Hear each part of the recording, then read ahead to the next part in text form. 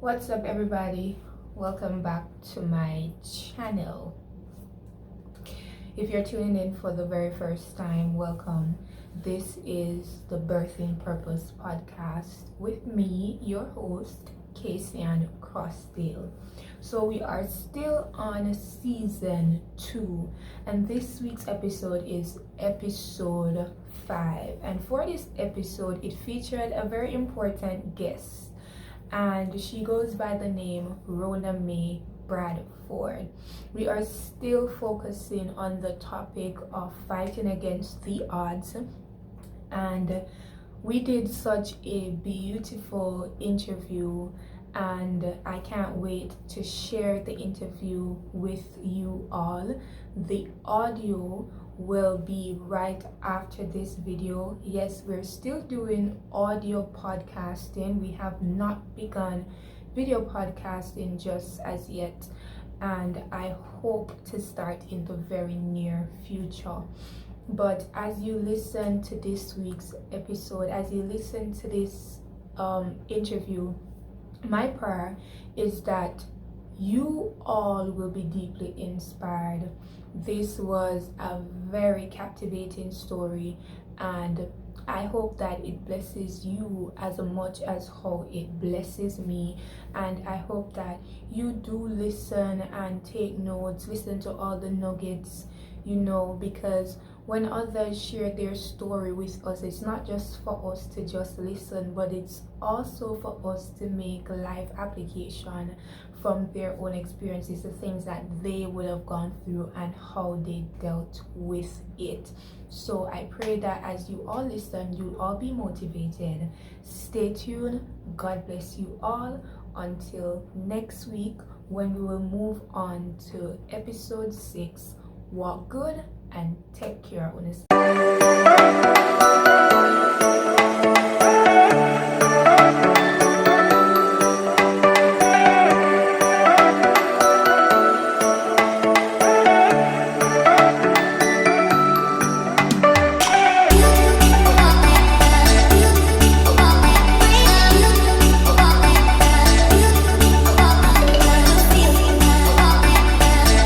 There are almost 8 billion people in the world today.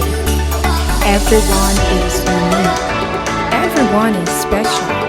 But very few people ever realizes their full potential. How do you find yourself in such a chaotic, fast-paced world where everyone is looking for meaning, significance, and a sense of purpose, and yet discover your own? Welcome to Birthing Purpose Podcast with me, Casey Ann Crossdale. This channel is focused on helping you find your true, authentic self. While everyone else is competing, comparing, and compromising their character, I am here to help you find your true identity and hone your differences. What's up, Purpose family? Welcome back to another episode of Birthing Purpose Podcast with me, your host, Casey Ann Crossdale. Wow, this is episode 5 of season 2. We are almost at the end of another season. Congratulate yourselves. Thank you so very much for coming along on this journey with me. I hope that you all have been tremendously blessed by all of these guests who have taken the time out to come on and to share their stories with us.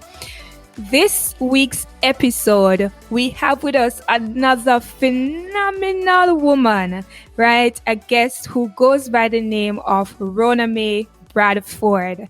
Now, Ronamae Bradford is one of my very own church sisters, and so I am delighted to have her sharing with us in this episode. Ronamae is a dedicated Christian who is actively involved in ministry and leadership at our church. She has been saved since 2014 and is very passionate about the Lord. She believes in helping the less fortunate, and so she co-founded the Blessed to Bless Outreach Ministry. This ministry provides care packages to homeless persons in the corporate area, as well as provides assistance to institutions which caters to the needs of these individuals. Her passion for helping others does not stop there. She's also a writer that shares uplifting and encouraging quotes, devotionals, and divinely inspired articles on her social media pages and her recently launched website, RonamaeBradford.com. Outside of her ministry activities, she is also an phenomenal mother, a technical consultant, and an entrepreneur with her online e-commerce store, Yaad Box. Her life has been far from smooth, but she is an overcomer through Christ Jesus. Her life's mission is to use her written and spoken words to educate, encourage, motivate, and inspire others to realize their God given abilities and manifest their true potential. Welcome, welcome, welcome, welcome, Ronamae. It is such a pleasure to have you. How are you? Hi, Casey, and greetings, Purpose family. I am doing so well. It is my pleasure being here. I am just looking forward to what is in store this Thank, evening. thank you, Ronamae, so very much. As I do for this podcast, I like to break the ice a little bit and get us both comfortable. And so, what will I start with? What will I start with? What will I start with? All right. Tell us, Rhoda May, what is your favorite pastime? Oh, well, my favorite pastime is going to the beach. No, I go to the beach to look at the water because I can't swim, okay? But that calms me, right? Wow. So I have to just put that out there. I don't go to swim. I just go, I sit, I look at the water, listen to the waves, and it just relaxes and calms me. I know what you're talking about because I'm a water baby too. Awesome, awesome, awesome. Alrighty, so let's get into it. As is customary for this podcast, I like to hear the salvation story of each and every one of my listeners. And so that is where we are going to start with this interview. I know that you have been sweetly saved from 2014. You have been walking with the Lord. And so let's talk about that journey, what your journey has been like. Let's talk about that transformation that has taken place since 2014 until now. I know that you serve locally as Women's Ministry President. Now, that's a big deal. So let's just walk through your journey in Christendom. All right. So my journey so far has been a good one. It has not been a perfect one. It has been one where, you tend to kind of learn as you go because I think a lot of focus is usually placed on getting you into the kingdom, but not so much on what to expect Okay. when you get there. So Mm-hmm. I have spent a lot of time learning the true meaning of a lot of what has been shared in the Bible, learning Right. that, it is not always going to be an easy journey. Like sometimes there are times when you are tempted, you are tested, you are tried, Mm-hmm. but only Jesus alone can really help you to really stay focused on Mm-hmm. this journey. I started in 2014. In 2014, I was coming out of a long-term relationship, which was one of the hindrances to me getting saved, actually, because I was one of those persons who I really took this Christianity thing seriously. And I decided that if I was going to be a Christian, then it was something that I was going to give my all to, because I Right. really believed at the time, Mm-hmm. foolishly, that, perfection was possible. Mm-hmm. Right? Like, I'm just going to get saved and then I'm just going to live for Jesus and everything is going to just be so smooth. No, Right. my ex at the time was, I guess, a stumbling block for me. And I found that, God really just removed all of the excuses Mm-hmm. that I was using, because I was like, I have a boyfriend, I can't get baptized because I don't want to be one foot in and Wow. one foot out, Mm-hmm. right? And he literally removed everything. And I felt there was a tertiary student service that we had in September. It was on the 21st of September, 2014. And then I was in church, and it's like God literally said to me, like, all right, so what's the excuse now? When the altar call, and then I was just like, you know what? All right, I'm done fight. I am done fighting. I am just going to start serving you. And I haven't looked back, because even though it may not be the smoothest of journeys, it is one of the most fulfilling journeys I've ever undertaken. It really is. I have learned so much. I have grown so much. God is just awesome. He teaches me, like, some things I don't know, but he will use his word to teach me. And I stay humbled. Right? It's not like, you can, there's a finish line that, once you this, once you that. No, God is continuing to work on me, and I'm just loving that right now. All right. So you mentioned, coming out of a long, what I should call it now, a very long relationship, right? I know that you're a mom, right? And this came about at a very early stage in life, perhaps a time that you were not yet prepared for, to put it in context. And I know that we have a lot of persons who will be listening to this podcast, and we're talking about fighting against all odds, right? And I mean, for one, I am so intrigued by your journey, just your growth and your accomplishments and all of that. But let's walk through that journey before coming to Christendom and all of that, and to the point where you became a mom. All right. So we're going deep. That's fine. we can go there. All right. So I have to think, where exactly to kind of start this part of the story. But I think for me, I entered into a relationship at a fairly young age. I believe before I was even ready for a relationship, because I was having some self-esteem issues.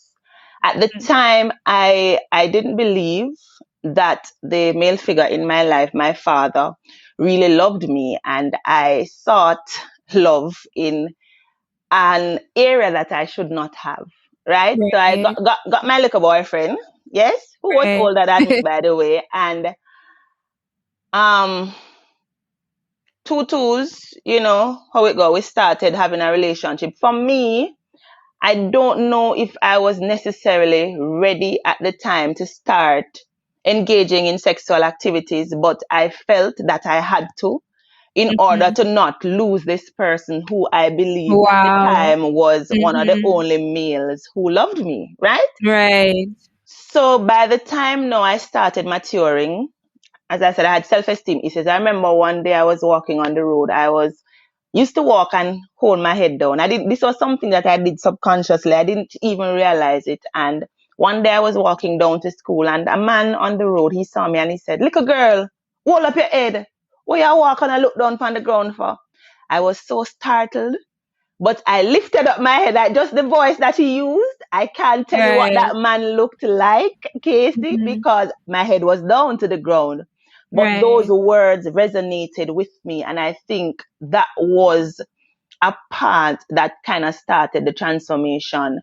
So by the time I started realizing that, maybe at this point, I probably shouldn't be doing this whole boyfriend thing. I should be kind of focusing on me and everything like that, as I want to say, as luck could have it. I don't know if I can say it like that, Yeah. I found out I was pregnant. I was 17 at the time, and I was 17 and terrified. On MTV, they have these glorified shows, 16 and pregnant, like, it's a big accomplishment. Yeah. Right, exactly. I was 17 and terrified. I was so terrified. I was like, Jesus, my mother will kill me. Listen, and I remember going to the doctor to confirm, and she asked me, "Do you want to keep this child?" And I believe, listen, the scary question. And I believe that this is one of the most difficult decisions that anybody has to make, especially a 17-year-old who had no business making that decision. Because at Right. that moment, Casey, my entire life kind of flashed before me. What would my life look like? And I didn't have a lot of time to think about it, because I was My there in the office.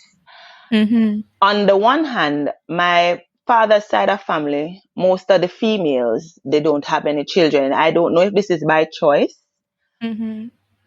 So one of the things that went through my head, suppose I get rid of this one and this one is the only one that I will have. You understand? Right. Will I spend the rest of my life childless? Regret. Yes. And then on the other side of it was, how am I going to face people? My mother is a dignified person. She was a school principal at the time, and she was well respected as a teacher's daughter. Nobody was expecting me to get pregnant, right? So Right. I know that I would have disappointed a lot of people, because a lot of people were rooting for me because I was always so driven. I was always Yeah. so ambitious and so brilliant. So if somebody was going to get pregnant in school, I don't think anybody would have bet on me.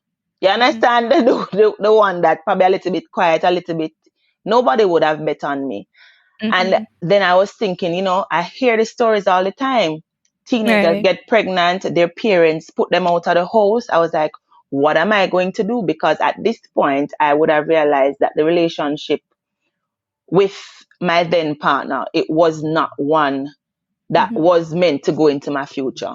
You understand? Right. So how do I navigate this? Am I going to become a statistic now with, 3 children?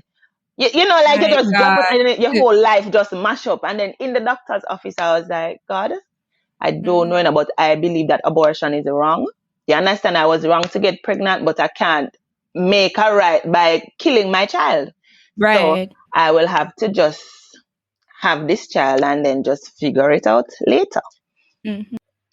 Yes. So funny enough, the June I found out I was pregnant, and June, July, August, September.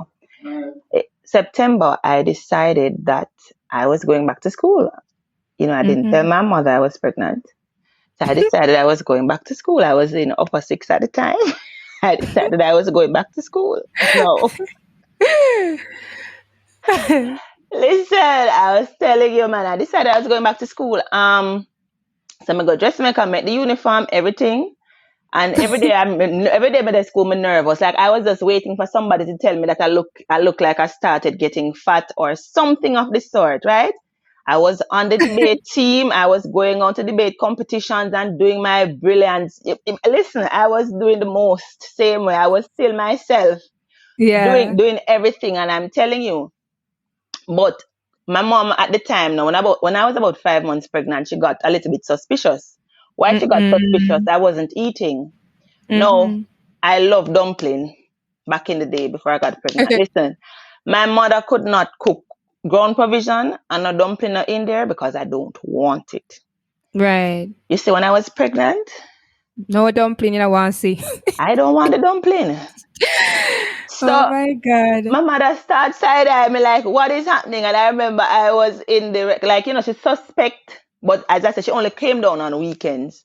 So it's not like, she was in the space to kind of see everything that was going on. I just remember I was in the shower and all I know, I just hear the bathroom door her fly so bloop.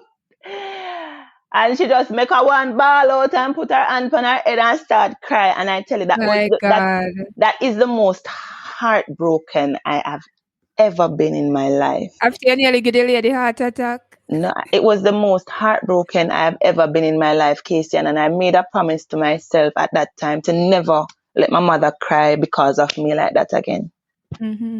Because it was heartrending. Because I can just imagine from her perspective, she has invested so much in me.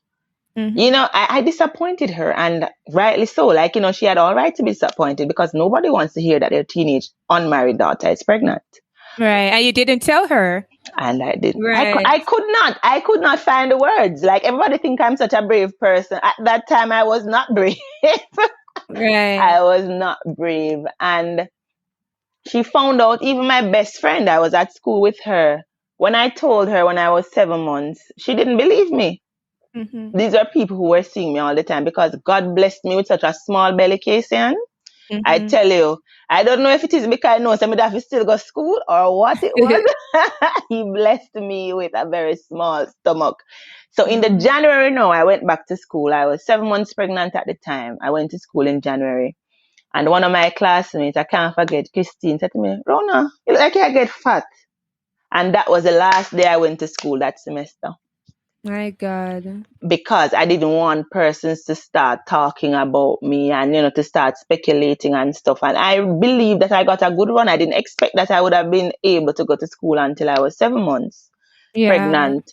Mm-hmm. So then now the challenge became, how do I sort out my CAPE and my CAPE subject, sorry.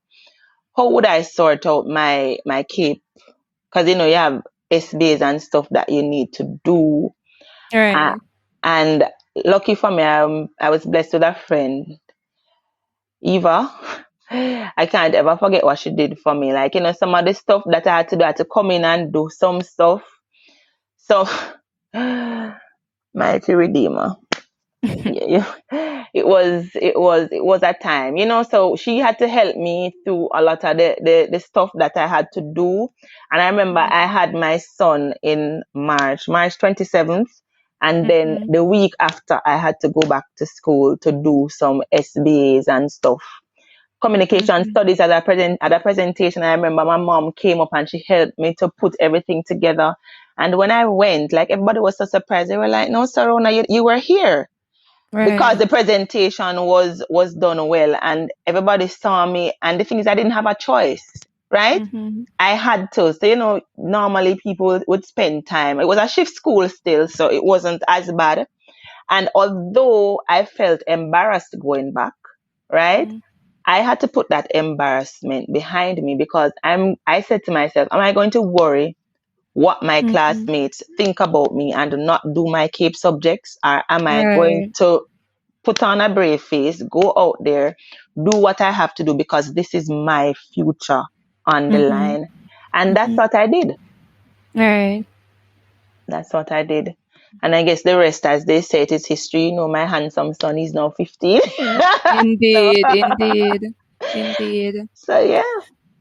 Yeah, but let's talk about that though. So you got pregnant at 17, right? Mhm. Had your son. I mean, you continued to excel. You went on to UE. You did not one, but what, two? You did 2 3. degrees? 3?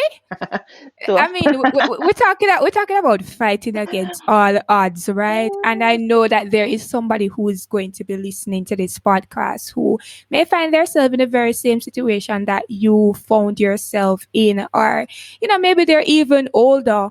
But the fact is that they probably feel like, oh, because I now have a child, this is the end of it for me. I can no longer achieve my goals. I can no longer see my vision to fruition. Let's talk about how you were able to navigate that journey. I mean, have your baby and still go on to fulfill those goals, knock them out, and get those degrees. all right. So, after I sat my CAPES, I applied to go to UE in 2007. That was when I got pregnant. So I actually had to defer my acceptance to you by a year, right? Mm-hmm. And that was not because of my son, actually, but it was because I had failed two of my CAPE subjects. I think it was chemistry and physics, not because of the Mm-hmm. pregnancy, but we had some challenges with teachers at the time, right? So I ended up failing those two subjects, and I decided that instead of going to UE and do the prelim year, which was UE tuition amount, I would just pay the money to just do over those 2 units of K, way cheaper because I was only paying for the 2 units.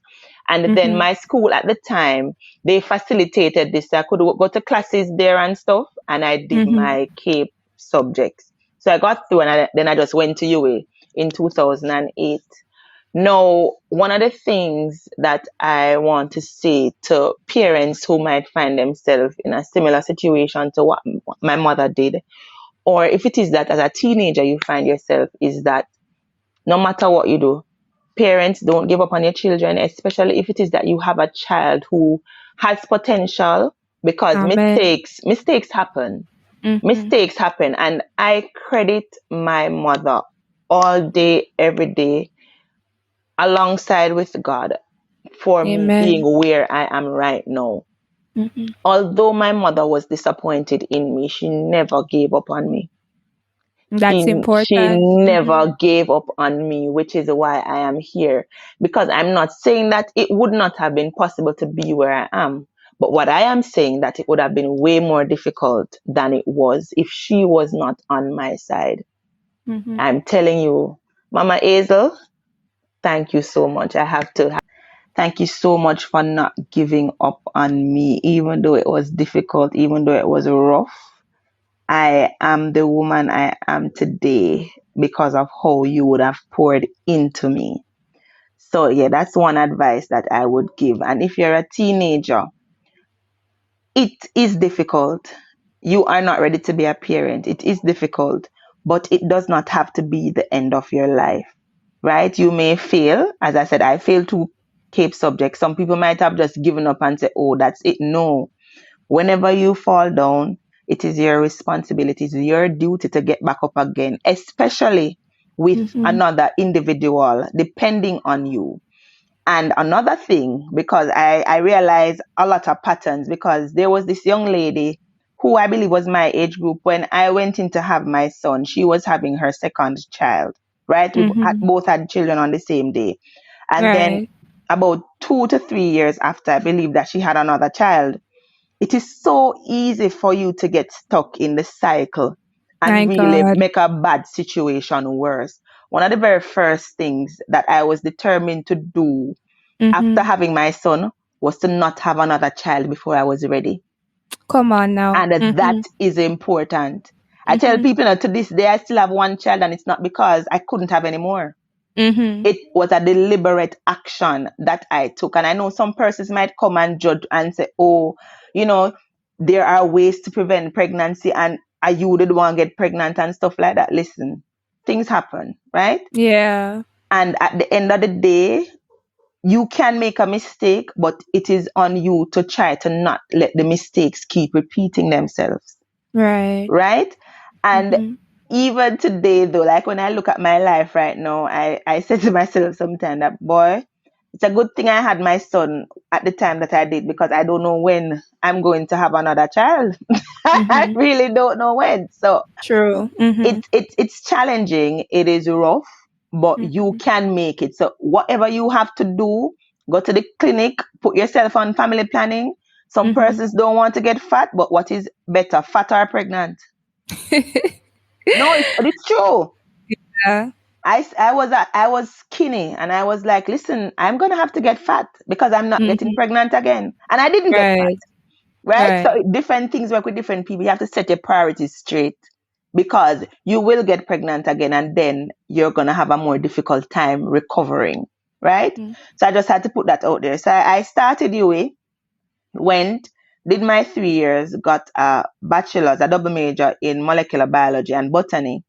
Then after I finished UA, my mother is a teacher, so she felt strongly about the teaching profession, and I did a postgraduate diploma in science education. I did my teaching practice, and I realized that, boy, teaching was not what I wanted to do with my life. Right. Listen, You have I was to know like, what works for you. Yeah. I was like, boy, I'm not even going to fool myself. I was like, I sat down with my mom and I said, Mommy, This is not it. I was like, This is not I it. was like, this is not it for me. And she kept Yeah. saying that, oh, well, at least you're qualified. So if anything, you can go teach. And she kind of throw the teaching thing out there for. And then Yeah. I was like, no, I'm not teaching. So I was like, what do I want to do? Because when I assessed the job market for the degree that I had, the field wasn't so easy to get into. There weren't many jobs. So I was like, man, what am I going to do? So then I started trying to explore my passions. Like, I sat myself down and I said to myself, Rona, what do you want to do with your life? Right? I had a plan and a vision for my life. And I'm going to get to the funny part of that story, I guess, later on in the blog post where, I Right. believed that my calling was to be an entrepreneur with an agro-processing business. Mm-hmm. So when I went to apply for the program, you started offering the MSc in food and agro-processing technologies.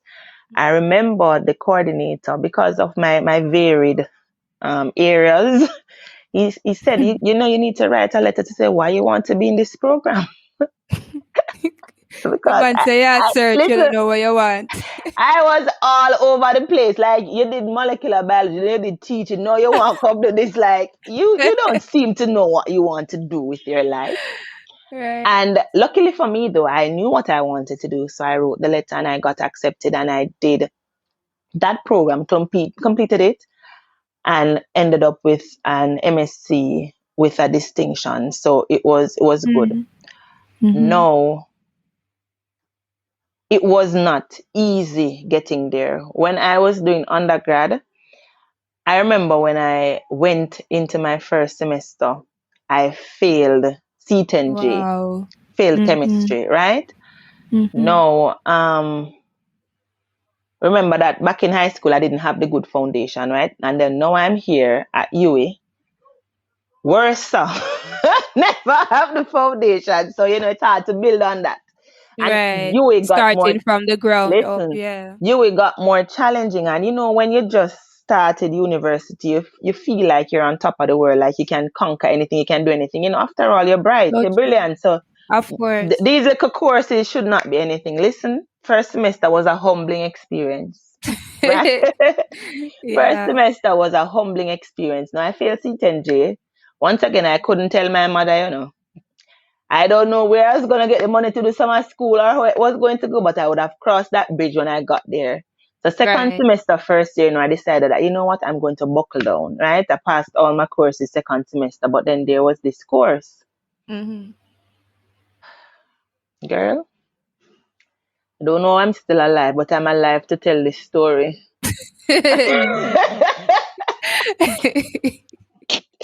Listen, I went to Mama A's and I said, Mommy, you know, I failed chemistry, Lord G. Who Oh told me to my. say that? Listen, girl, she quarrel. I'm have to take the cousin so till. Because Yeah. what could I have done? I couldn't have done anything Mm-hmm. but I take the cousin. And she cuss. You know the whole thing. You're going to waste my money. This, that. And Right. she cuss and she go. And I felt terrible. Felt Mm-hmm. terrible, right?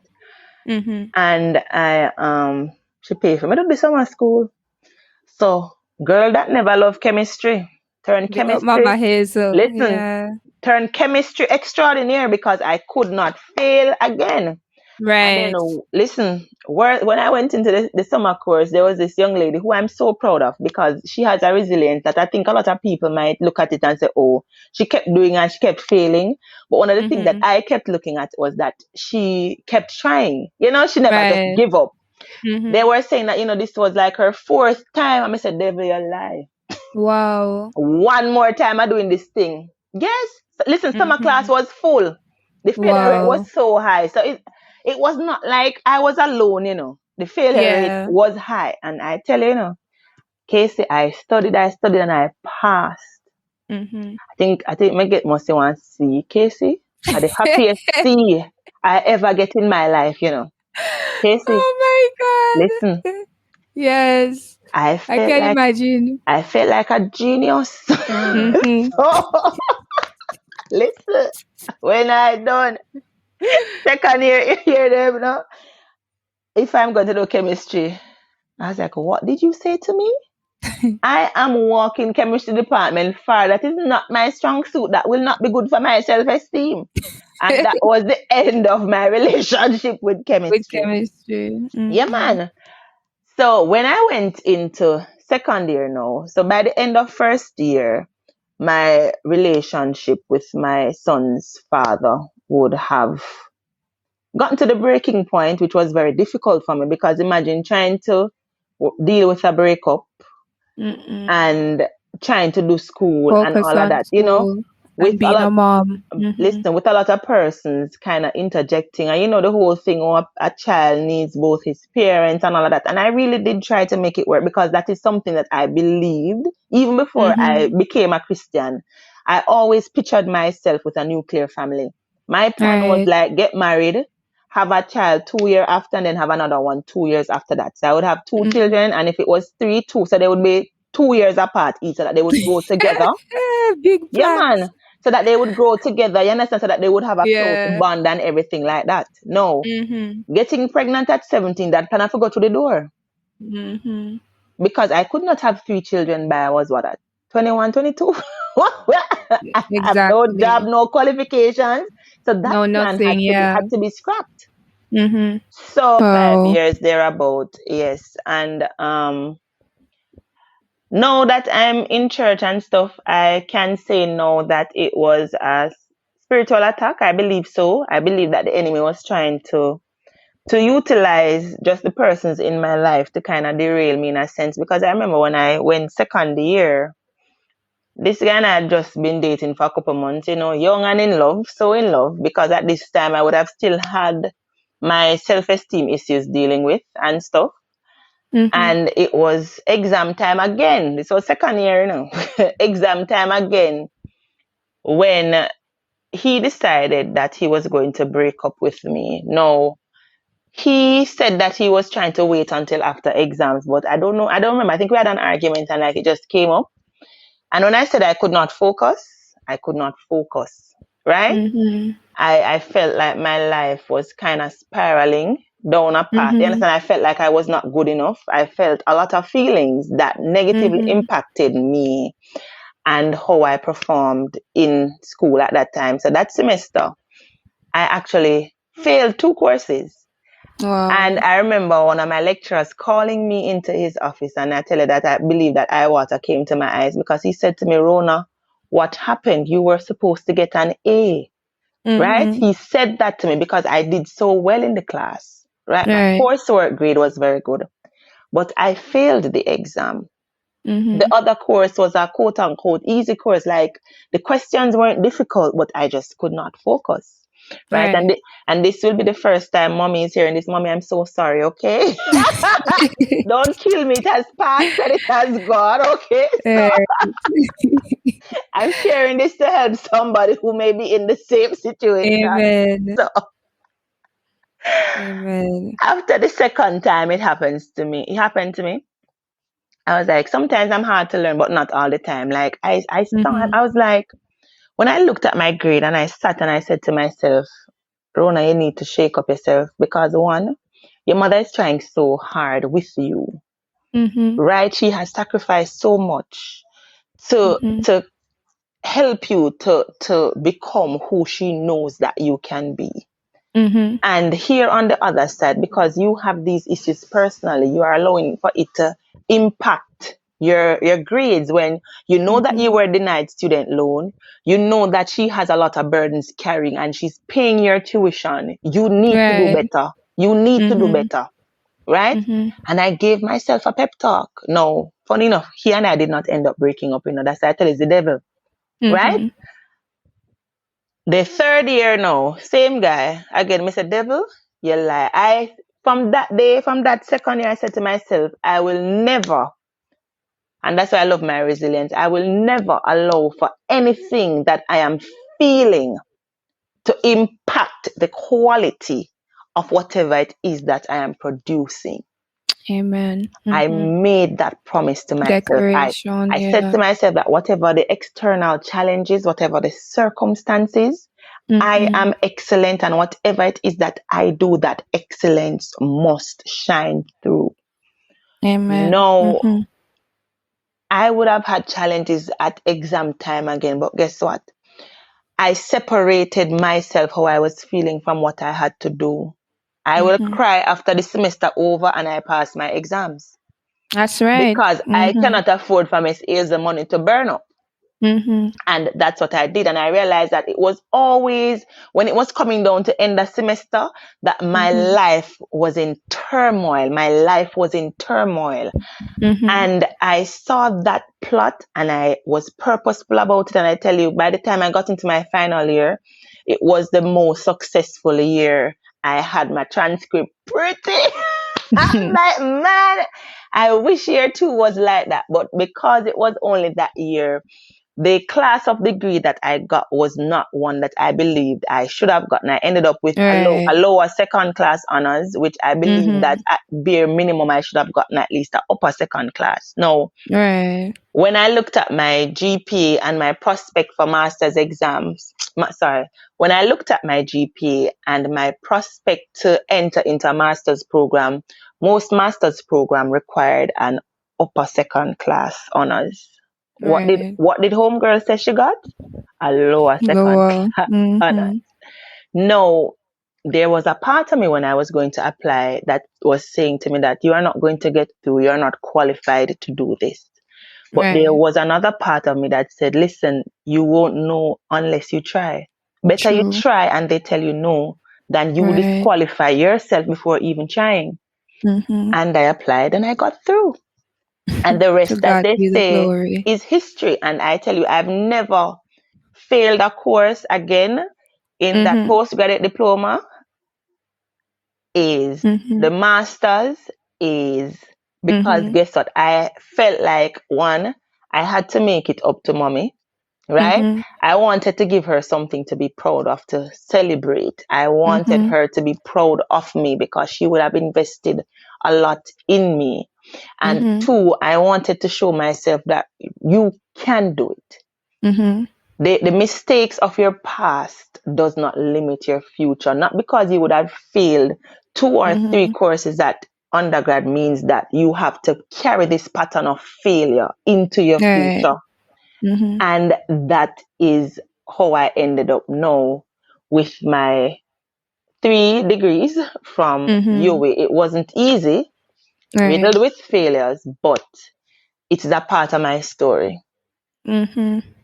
Thank you so very much, Ronamae, for sharing that. You speak about your mom so much and very highly of her. You also mentioned about, the relationship with your dad, not feeling loved and having to go outside, to kind of seek for that love that you were hoping to find in your dad. Would you say then that your mom is the most influential person in your life, and why is she? I believe that she really is. And I say that she is because she is one of the most resilient persons that I know. Mm-hmm. And I think that a lot of the resilience that I have, I actually get it from her Mm-hmm. because I have seen her go through so much. I have seen her deal with so many challenges from work, Mm-hmm. from home. And, she just doesn't let it keep her down or, get her down. She Right. tries to find solutions. She is moving. I I think one of the things that drives me now is that my mother would have sacrificed a lot for her children. There are three of us, myself Mm-hmm. and my two brothers. She would have sacrificed so much for us. She Mm-hmm. ensured that she gave us the best opportunities that she knew how to, even when at times we didn't treat the gifts that she would have given us. These privileges we Mm-hmm. we were too young to understand the privileges that we have been given, but even when we did not understand them, she never held it against us. So whenever we fell, she was there to pick us up, to support us, to say to us that, listen, this is not the end of the road. And that did a lot for me. And Mm-hmm. I think that it is one of the key reasons why I am able to, whenever I fall, whenever I fail, I don't see failure as being final, Mm-hmm. right? Because guess what? I have failed enough in life to know that success comes if I keep trying. Mm-hmm. So that's the mantra that I live by. And she has been very supportive, a real strong tower in our life. I can't picture what my life would be like without her support and input. Mm-hmm. Very great, very great, very, very, very great. Thank you for that. All right. So I know that you are very passionate about two things: giving back and writing. And before we go into that, I just want to look back at, I mean, you've had such a, what I call a beautiful journey. Of course, as you said, not smooth. You would have gone through failures, you would have gone through heartaches, pain, disappointments, and all of that. But this is a purpose podcast, right? And so in a minute, let's talk about and encourage the listeners. How did all of this pain, all of this disappointment, all of this failure help to push you towards purpose, help to shape you into the person that you are now, creating the kind of impact that you are creating? Well, while I was going through my varying challenges and struggles, I could not see the benefit in it. But as I would have grown, I would have met other persons, and I realized that my story, like the things that I would have gone through, I can use them to inspire, to encourage, to uplift. Like when somebody comes to me and says to me that this is happening to me at this point, then I'm able to use my experiences to kind of guide them and to help them stay on the path, because I believe that that is one part of my purpose, to motivate and inspire others. And the experiences that I have had, because it is one thing to share an experience or to encourage or advise somebody when you have not experienced it yourself, right? But it is a total different thing when this is something that you would have gone through. You know the emotions that come with it. You know the challenges that come with it. And you are able to use that to be an example for them, to say that, listen, this is happening to you right now, but guess what? You can come out on the other side of it. And this is what I did, and this might help you also to come out on the other side of it. Beautiful, beautiful. Thank you. All right. So you also co-founded a outreach ministry, right? Bless to Bless. Let's talk about how that was birthed, how that came about. All right. So I've always had the passion to help others, especially those who are less fortunate. Because I always say to myself, I don't know if it's what I went through. I know that if I had not had my mother, my life would have been different, right? It would have been different. I could have been homeless. I don't know, right? I could have been someone who needed somebody to help me to get back on my feet. And I believe that all of us, life circumstances can cause for all of us to end up in some unfavorable situations. So at the end of the day, if it is that we are able to help somebody to be better, to do better, we ought to. Because God has blessed us to be a blessing. I believe that is true, right? Because whenever we pray to God for Him to help us, we have to understand that one of the ways that God helps us is through people, right? It's not like when I say, God, I need some money, He's just going to open up the sky and then money is just going to fall. No, He might put you in somebody's heart to say, okay, give Sister Casey X amount of money. You understand? We have been blessed to be a blessing, hence the name Bless to Bless. So I believe that whatever it is that God has blessed us with, it is our responsibility to bless others from it. We can't be all of self and none of others. And this is something that I also got from Mama Hazel. She always used to say to us as children, we never not have enough. Right. So if it's one dumpling and it's four of us, we cut the one dumpling in four. Yes. There is never not enough. I was taught that too. Yes, there is never not enough. And that is the principle that I would have grown with. So even though I'm not yet, I'm saying yet, affluent, the little that God has blessed me with, I try to bless others with it. So I was at work And I was sharing with two of my other girlfriends, Tavia and Dion, I was saying to them, when they're sharing, we're talking about the homeless persons and stuff, and we're saying, what can we do to help? Because it's one thing to see a social issue that is affecting our country or community, and it's another thing to actually do something about it.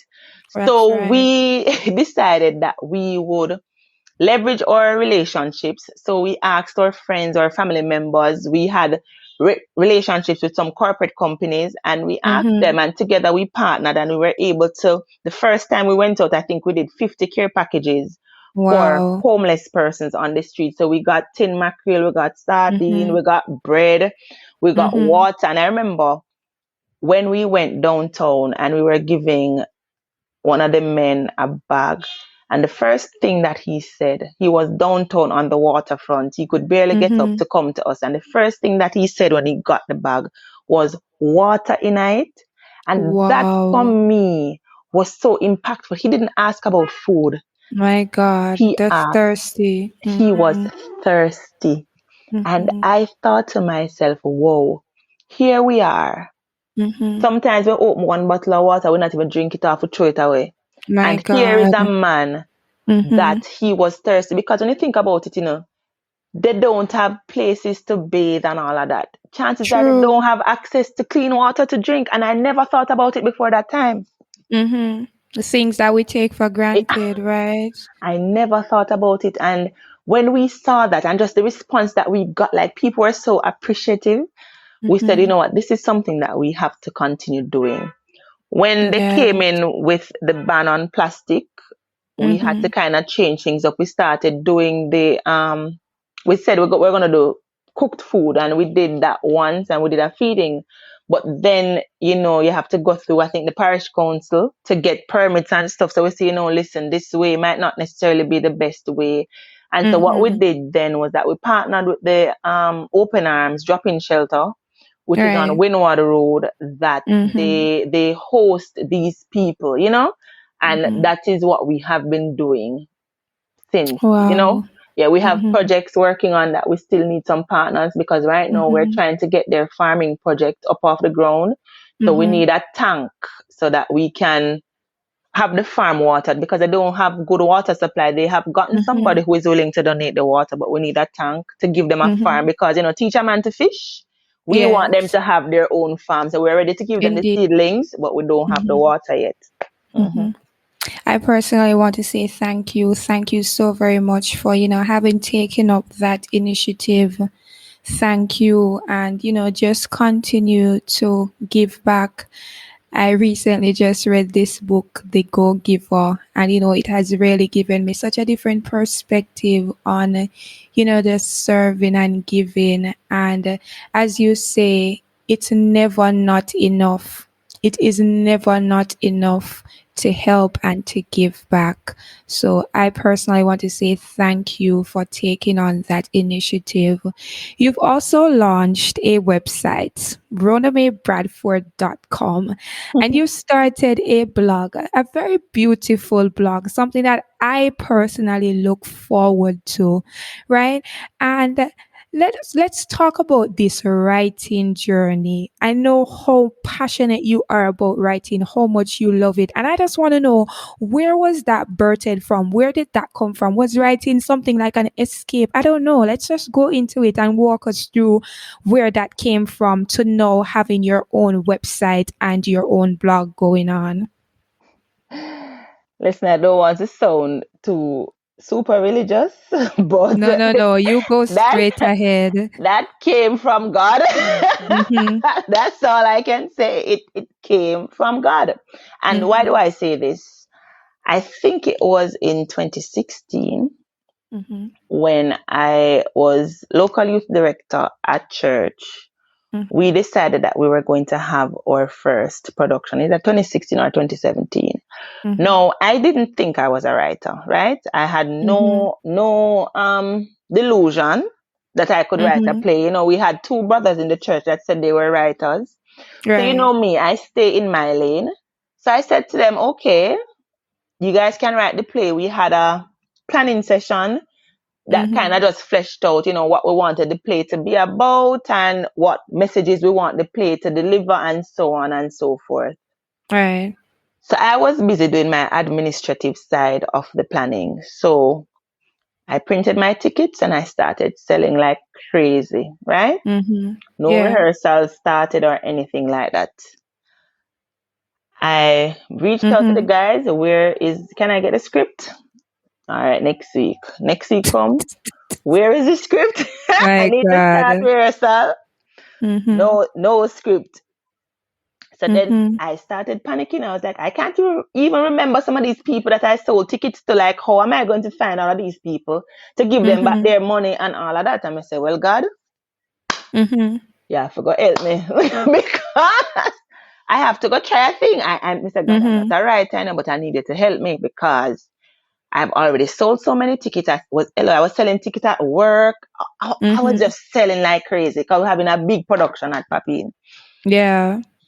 I remember when I went, I did scene 1 because I was like, we have to start rehearsing. I wrote scene 1. I said, Jesus, I don't know if this is nice. I don't know if it's funny. I don't know if anything. You understand? And I was like, God, what is this? So I brought it to church and gave it to them, and everybody was reading, and I saw them reading and laughing and stuff. And I said, God. I said, oh, it's sound. And they said, yeah, man, it's sound good, it's sound good. And I said, what? I said, all right. So I went and I wrote scene 2 and 3 and 4 and 5, and we put on production. Production gone good. Everybody loved it. It was amazing, right? But Right. at this point, I still did not believe I could write. Let's just Wow. get that out of the way, right? In my head, this was just a fluke. Right. Right? God did just come through with the win for that That one. time there. And I am grateful to God for what He has done because I could not have done it without Him. Yes. Then I believe it was 2018, they were having ladies' convention. And the first lady of the church at the time came to me and said to me, Sister Rona, I want us to have a little drama presentation for the middle session of convention. I said, oh yeah, man, that sounds good. Because clearly I'm not thinking that she's thinking to ask me to write it. Because I am not a writer. And she said to me, I said, but sis, I'm not a writer. I was like, other people, And she said, no, man, you did a good job with the first one. Do it. I believe you can do it. And I was still like, Man, I don't know about that still, but okay, I'm going to try. And I wrote that one again, and it did well. And then I started saying, but wait, it looked like I might have a gift. Right. It looked like, it's starting to look like I have a gift. Right. This is something you're good at. Yes. Yeah, man. And then the 2019, which was the last production that we had at church, by this time I would have gotten a bit more confident and, wrote the production again. Went well. Everybody loved the message and everything. And I was like, all right, you can write. You can write. You have the gift. You have the gift, right? But I still wasn't making much ado about anything. I know that for me, I liked writing.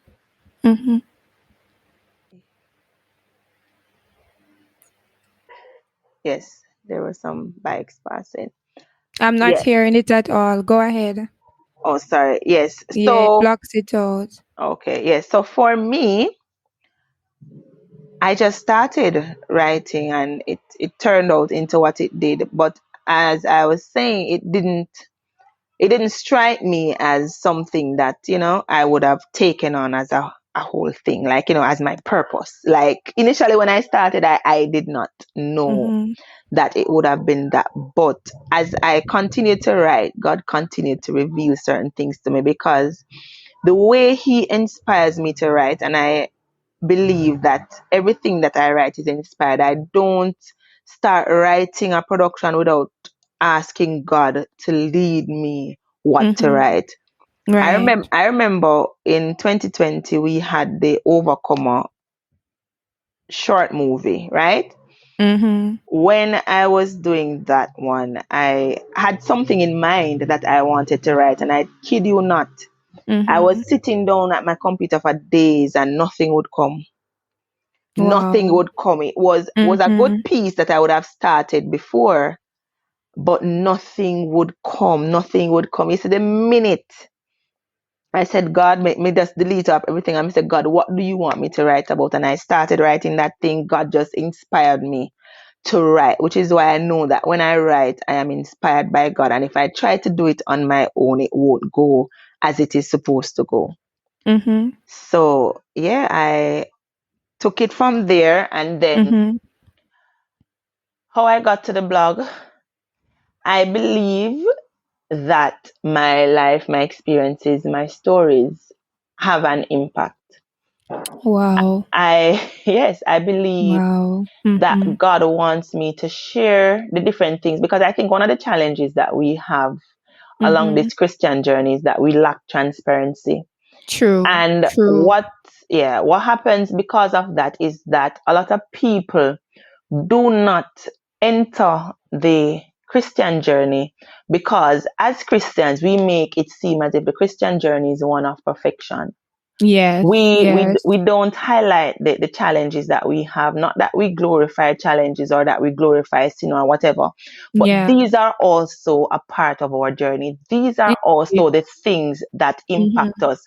These are also the things that persons will come and they will see me in church, and because of the challenges that I've had to overcome, because of the growth that I would have had to undergo, somebody who is just saved will look at me and say, oh, but I am not struggling with this thing, not knowing that when I too started my Christian journey, I struggled You with had that to deal thing, with it. but it was something that I had to overcome. It was something that I was delivered from, or it was something that I grew out of. But we don't talk about that. Sometimes we enter into church and then we get Alzheimer's. We're quick to condemn, quick to judge, and that is a deterrent for a lot of people. So for me, I want my writing, not wanted because it's something I still want. I want my writing to inspire others, right? I believe that there is more power in and purpose in my struggle than it is in the pretense of perfection. Amen. I believe so because I've experienced it. Yes. Right? I've experienced it. Persons have come to confide in me about certain things. And instead of taking the high road, instead of just using scriptures, instead of being ashamed of my past, I could use my past to inspire them. And at the end of the day, they're saying, but if Sister Rona can overcome this, then that means that I can too. And That's that is fine because it is powerful. It is powerful, and it doesn't make me any less of a Christian than I am now for you to know about my past. And if it does, then that's a you problem. That's not a me problem. Right. And it's so important. It's funny that you say it because it's so very important. I mean, there's so many people out there that that's all they need. They need to know that, hey, this is not unique to me. I'm not the only one who has this to deal with. I'm not the only one struggling with this. But to just have that kind of safe space, somebody that can relate to them and that can, as you say, inspire them to know that, hey, yes, you're dealing with this, but you can overcome it. So you can. Yeah. And I believe that we need more spaces like this because these are things that we need to talk about. We're not trying to encourage anybody to sin. We're not trying to say that, this is something that you should do. The Bible speaks a lot about presumptuous sinning. It speaks a lot about all of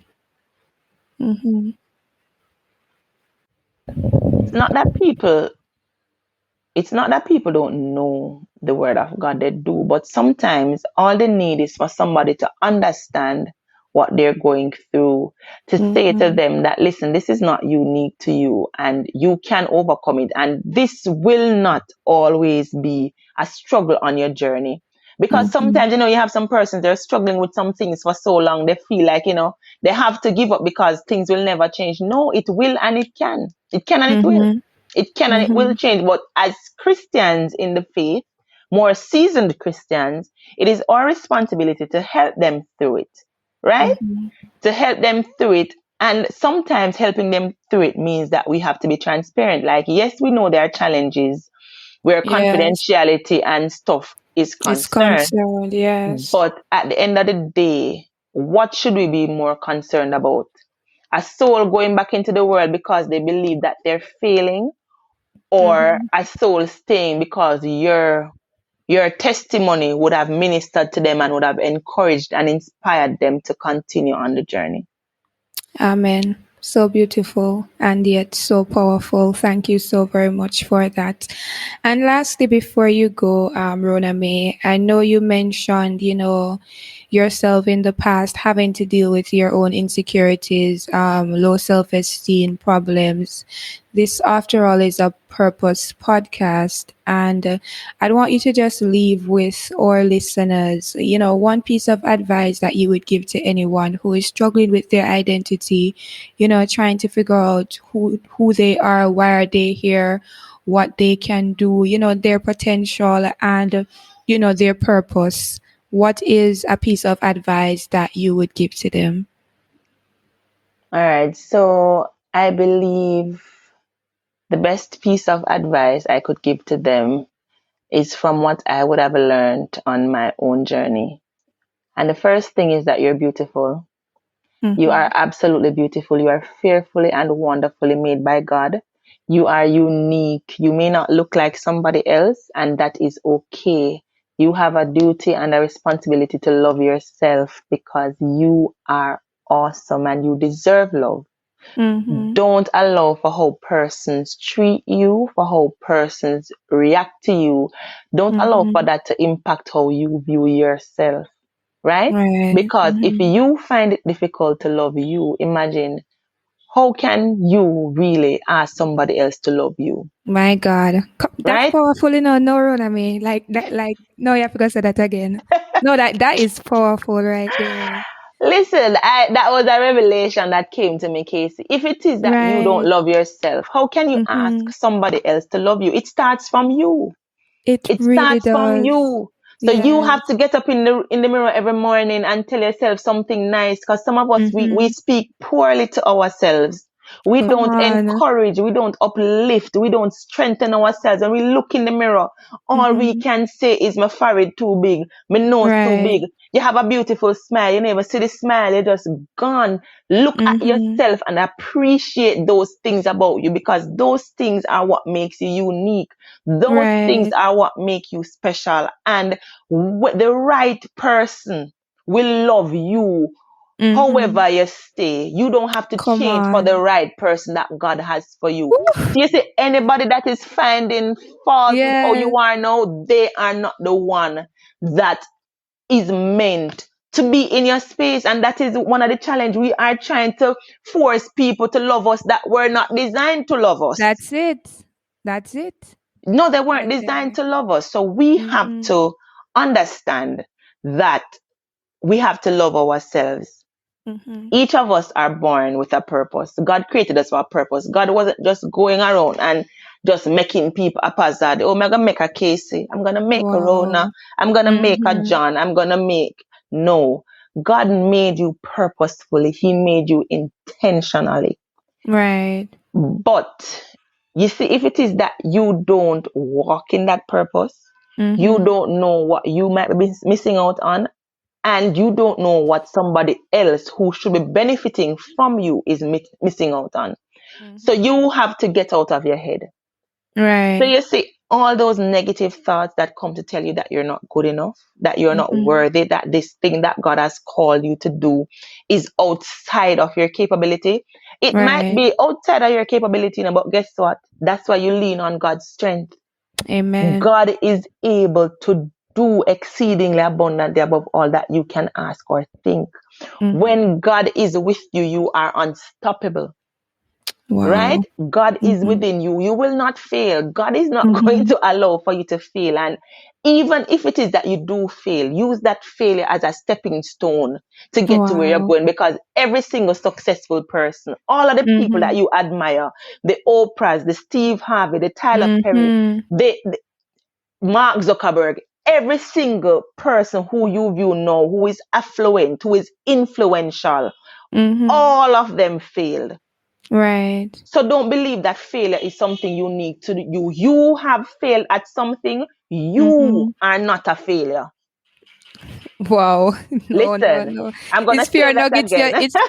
it's pure nuggets you're throwing out over here, Listen, you have failed at something that you were trying. You are not a failure. A lot of us, we try something and we fail, and then we take it on to say that we're a failure, and we stay Right. stuck. We avoid purpose. We avoid the inkling of purpose, and then we just stay stuck. Wow. We stay stuck. But guess what? It's okay to fail. Just try to learn something, at least one thing from it.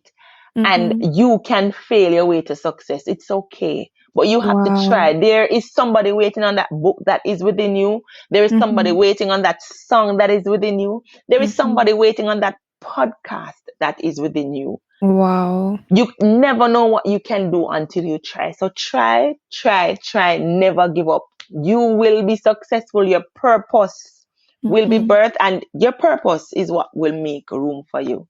Your purpose. Wow. Listen, sometimes some of us are stuck in some situations, it's a case, and we're praying to God every day for a breakthrough, right?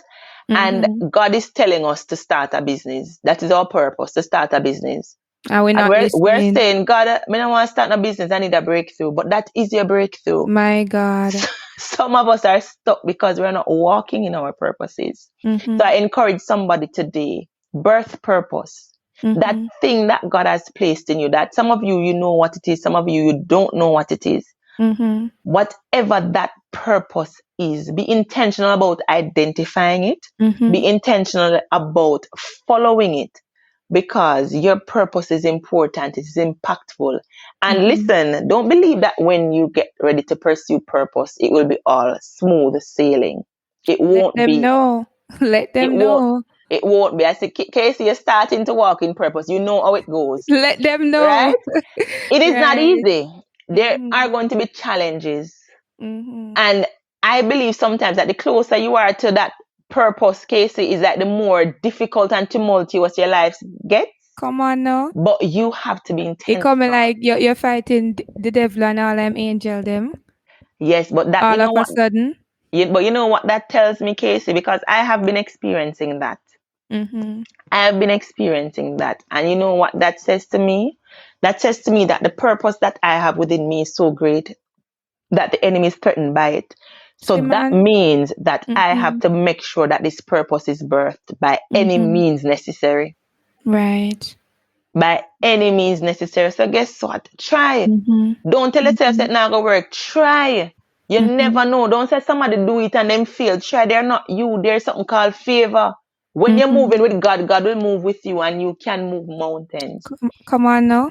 Yes. So, birth Yes. purpose, right? Continue listening. I know Casey has this podcast going on. And I must say, Casey, I'm so proud of you for following purpose and for having this medium where persons can come, can hear, can share, can be edified, and can be encouraged and inspired. And I'm looking forward to the testimonies that will come through you following purpose. Imagine if Casey did not have this channel. You wouldn't My be here God. hearing this story right now, you know.